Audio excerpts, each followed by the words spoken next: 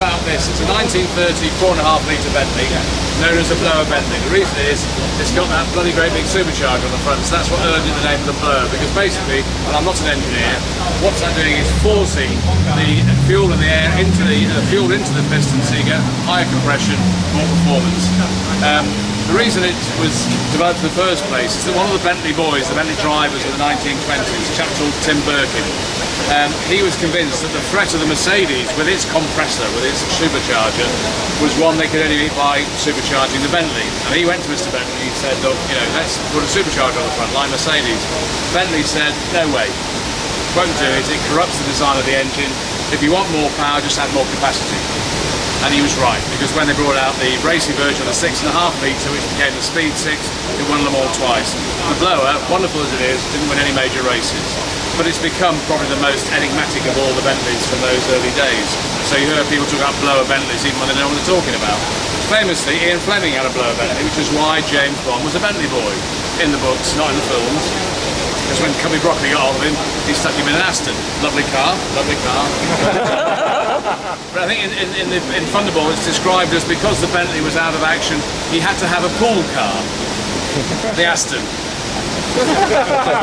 Which is rather good. Anyway, we don't want to do that. But still, so James Bond originally was a Bentley boy. He had a Blower as well in the books. So this is a James Bond car, if you like. We bought this car back in 1997 because Bentley was bought by Rolls-Royce in 1931. Everything that went before that was sold off. So we ended up buying cars back. Now we keep cars that we build rather than let somebody else have them and then spend a fortune getting them back. But this we bought back in 1997, £360,000 it cost us. It's worth somewhere between £1.5 and £2 million now, so it's been a reasonably good investment over that time. What kind of state was it when you bought it back? It was as today. In terms of the chassis, and the engine and the ash frame, because it has an ash frame, it's all original. What we had to change was the fabric on the outside and the trim on the inside, because the previous owner had owned it for a few years but did nothing to it. The guy before that owned it for 51 years. And when a bit went wrong, he sort of pasted it up, because he used to fly tiger moths, and so he put a bit of glue on, put a patch on, so it looked like a patchwork quilt when we bought it. So we decided to change the fabric on the outside and the trim on the inside, but the basic underpinnings of the car is all entirely original. Because in those days, of course, Bentley supplied you with a chassis, as you can see, the big metal chassis, and the engine, and then you decided which coach builder you wanted to make the coach work.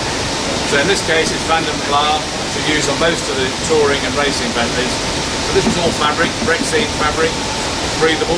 It's got a sort of waterproof lining on the inside and then leather beyond that, with an ash frame. So as you can imagine, it gives it a relatively low centre of gravity, although you've got a rather large metal thing under there that lifts it a bit. This was high technology back in 1930s. There's 4 valves per cylinder, overhead cam.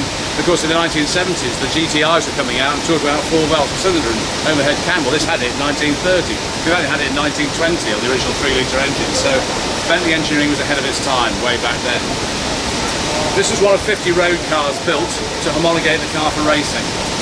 The Tim Birkin story. You have to, then as now, you have to have it homologated for road use before you can use it as a race car. Of the 50 cars built, probably more than 40 are still around, so they're all out there. In fact, you could tongue-in-cheek say of the original 50, only about 85 have survived, because there's a number of people put later blowers onto 4.5 litres and made them into blowers, known as bolt-ons. But the original cars, most of them still survive, and the 4 race cars, plus a 5th spare car that were built, all survived. So all of those still around. We have one of them. The number 2 Birkin car looks very similar to this. And we also have the number 1 car, which is the single-seater, the red single-seater. Brooklyn's record holder is at crew on display at the moment as well.